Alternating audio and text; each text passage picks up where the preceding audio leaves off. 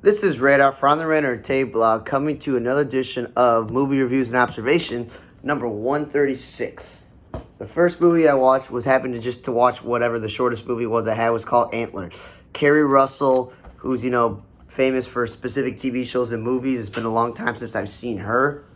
She was playing like a teacher, and there was like a student who was like struggling with some weird things with his family and his brother, and she's looking into it. It's all this whole mythological, creature possessing his father and attacking and killing people. And it happens to be that her brother is Jesse Plemons playing a sheriff, who I've seen in plenty of movies where he's good guys and bad guys. And it's a typical like horror film. It just kills anything it comes into contact with. Her whole goal is to try to save the kid. It was okay.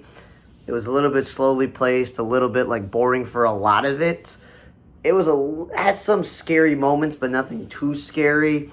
Overall, I would not go out of my way to watch this movie. Like, you're just looking at this like, yeah, I don't really know. It was okay, the movie Antlers. I wouldn't go out of my way to watch it. I know it said Guillermo del Toro was a part of it, and he's a famous movie guy, but I'm like, yeah, I don't know. Then I watched the movie Jungle Cruise from Disney, and it's supposedly not a cartoon or not a book or not a previous movie. It's based off a ride at the Disney World. Okay, cool. Emily Blunt was perfectly casted as this super smart scientist trying to explore this part of the world and save animals, and she was perfect in this role. That it was like in past times, it wasn't present day. That was perfect. Dwayne "The Rock" Johnson, no offense to him, but he didn't seem perfect for this casting role. It was more like, okie dokie, we need a big, strong, buff dude. He really didn't fit the movie, just being a big guy. So I was like, his acting was a little bit, stale in this. The guy playing her brother was kind of like boring. And again, Jesse Plemons was in this movie, but he played some like German Nazi character, and he had a horrible accent. And then Paul Giamatti also was in this movie, and he had a horrible accent from whatever European country he was trying to be. Just hire people that are from those countries who can speak English and they have the actual accent, because these American actors are bad at it. And one other issue was this movie didn't have to be 2 hours plus. After like 20, 30 minutes of the movie, I'm like, how long is this movie going to go for? It seemed to drag on for long periods of time. And if I were the people at Disney, I would have like cut it off by like 10, 20, 30 minutes, and then it'd been more enjoyable. But again, kids will like it because it's a Disney movie. It's got some action scenes. It's got animals in there. But yeah, overall, I'm not telling anybody to go out and run and watch Jungle Cruise unless you really are that interested or are fans of Emily Blunt or Dwayne "The Rock" Johnson. It was okay. Then I watched the next movie, which was Protege, and I had a good cast. When you got Maggie Q, who's been some good movies and good TV shows, but then recently in that bad TV show on Fox and in that Fantasy Island remake of the movie that shouldn't have been remade. And we all know Samuel L. Jackson is a great actor, and Michael Keaton is Batman and all these other roles. Now, there's, Robert Patrick was in here, from Terminator and Scorpion and a lot of other things. So again, 4 big-time actors. It definitely was interesting, but not plausible. The writing wasn't that great. There's some plot twists and things in there. But Michael Keaton, I don't know how old he is, 50, 60. But him being able to fight as being like a top fighter for like the bad guy versus Maggie Q's a little bit younger and she's being trained by Samuel Jackson. Some of it was a little bit far-fetched. But overall, it was like a good enough action movie where you have big-time actors, some fighting scenes, but I didn't like the forced romance between Michael Keaton and Maggie Q. It's like, I don't really know about them. So, overall, it was a solid movie, and it's been an hour and 47 minutes, so it's not that long. Then the next movie I was really interested in looking at because it had Hugh Jackman, freaking Wolverine, is in this movie, okay? Tawny Newton has been a good actor in his career, so is Rebecca Ferguson. Cliff Curtis was in this movie. There's a lot of actors in this movie that I've seen before, like bad guys that, he's got to fight in this movie, and it was like, okay, cool. So the back of the box says he's a private investigator, but he uses people to help his memories with this thing he has. And I don't know if it's something that the government owned or he happened to buy it at one point. Then they mentioned that he served tours in the military, so he's got a military background. So it's used to interpret, bad guys. But now it's to help people out with getting memories they want to remember or look for something, but then he also helps out the district attorney's office with prosecuting people. So I'm like, cool, he's like that guy. He's like former soldier, helps out people in his own way. It's cool. I thought Newton's like his secretary helper. It's pretty cool. And then but here's the thing. It's almost 2 hours long, and I love Hugh Jackman, but I don't want to sit through a movie where the screenplay and some of the acting was stale, and there was so many wasted bad scenes. Yes, there was cool scenes with fighting with the bad guy and all this other stuff, but like, it was too much about romance when I'm thinking it could be like an action, mystery thriller where he looks into something really important. But no, he looks into something to do with this girl that he only had a connection with for like a few months and didn't know her past, and he's looking into it, and it's conflicting with his job and other things and ruining his life, all this other stuff. But then the library puts a sci-fi sticker because it's a machine that lets you go back and reminisce on the good old times. I'm like, be a sci-fi movie, be a romance movie, be an interesting crime-solving movie, be something. Then they throw in another interesting element that it's a post-apocalyptic world where they're in Miami and no one goes out at night, no one goes out in the day because the global warming whatever got so hot that people are out at nighttime. It flooded everywhere, so you can't get half the places because it's all flooded. Like, I'm like, cool, post-apocalyptic world, he's doing some good. It was just like, I don't know. I'm sorry, Hugh Jackman. This movie's just not that good. It didn't know what genre it wanted to be. Then, the best movie I watched this week, which somebody will disagree with me with the movie that I watched today, but the best movie I watched this week was I watched the Bob's Burger movie. Animation looked like they tweaked it up a bit, like with the Simpsons movie and the South Park movies, things like that. Where it's like the animation, they made it a little bit better quality for a movie and not like a regular episode of television, but it was like a long episode of Bob's Burger. And most Bob's Burger episodes are like 20-something minutes. So this movie being just under an hour and 40 minutes, it was like watching, multiple episodes of Bob's Burgers that all have to do together, where it's like one big plot. I don't want to give the plot away, but it had a lot of the characters, like the kids in the school, the teachers, the people in the city, the owner, like Kevin Kline and Zach Galifianakis' character, and Gary Cole's, cop character. So I liked it.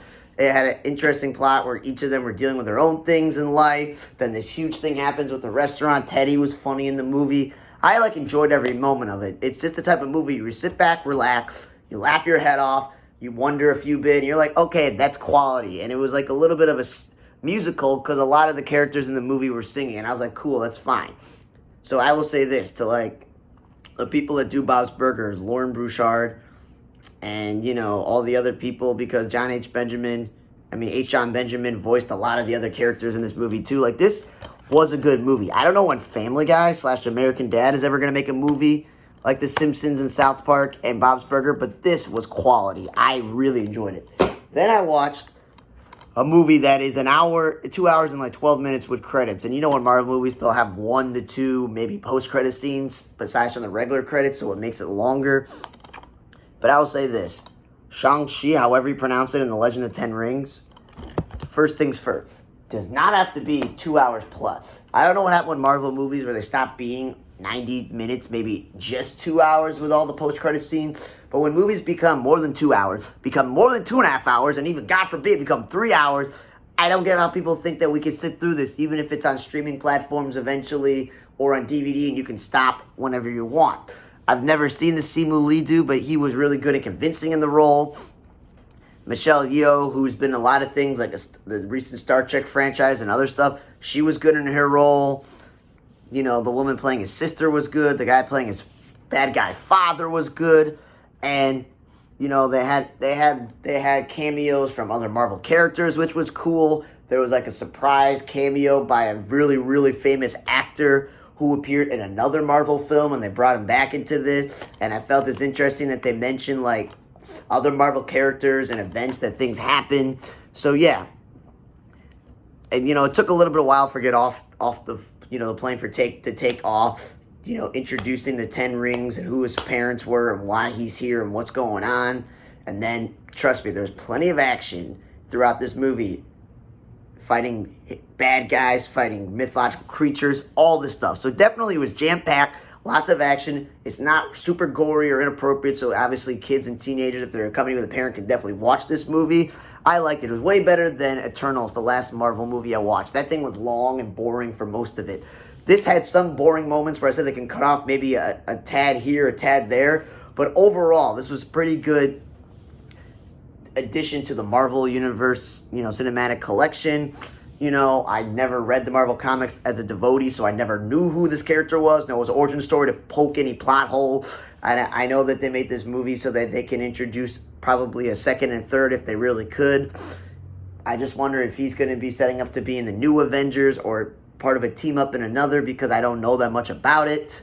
That sort of thing, because I understand when you originally they introduced Doctor Strange and Ant-Man and Black Panther, because those were characters that were going to be added to and Captain Marvel film. They're going to be added to the next set of Avengers, because there's all these phases that include the streaming shows and this, that I'm a little bit confused. But overall, I was like, you know what? This was a pretty good movie. I liked it. My only issue is just movies in general being over 2 hours long. But the last thing about this movie is Awkwafina. I got to say this to her. She's cute. She's pretty funny, so I'd consider her a comedic actor because she got a TV show, but then people are like, she's a musician. But here's the thing. She was in the female remake of the Oceans franchise, and it was horrible.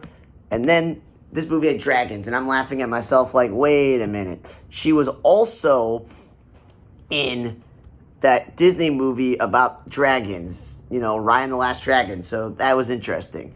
Obviously, she also voiced a character in SpongeBob, and says she's going to be voicing a role in The Little Mermaid eventually. And she was voicing a character in Angry Birds 2, and she was in Jumanji The Next Level. So she's in the cartoon big franchises or remakes or just continues the movies. And I'm like, she's okay, but I don't understand why she seems to be like the new Asian actor that they got to put in everything. That's all I'm saying. It's not against her talent or who she is.